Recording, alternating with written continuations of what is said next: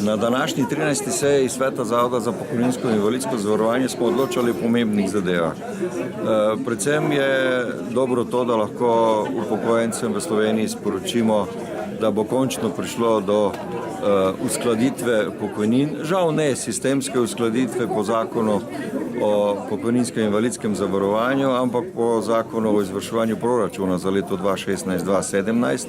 Rekel sem žal zaradi tega, ker je ta svet ZPIZ-a že lansko leto predlagal oziroma za letošnje leto predlagal izredno uskladitev, ki jo je vlada žal zavrnila.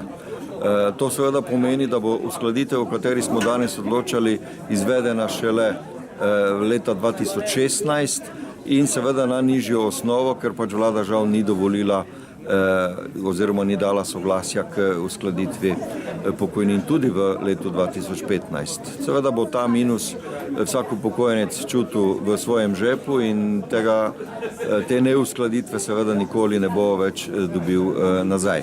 No, kljub temu pa z januarske penzije bodo višje, torej penzije za mesec januar in tudi to je nekaj.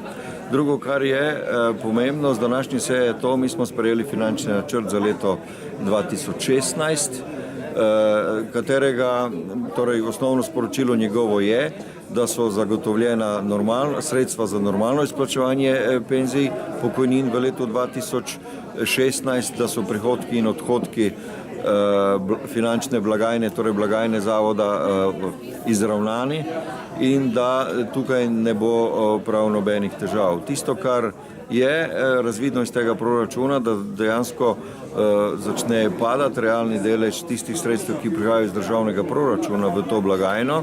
Namreč čuti se že gospodarska rast in s tem povezano tudi povečani prispevki, sredstva, ki prihajajo iz naslova prispevkov delojemalcev in delodajalcev v to blagajno, kar je seveda dobro, po drugi strani se pa tukaj čutijo tudi že učinki veljavnega zakona, torej ZPIZ-2, ki seveda je otežil tudi upokojevanje in iz tega naslova je tudi manjši priliv novih upokojencev.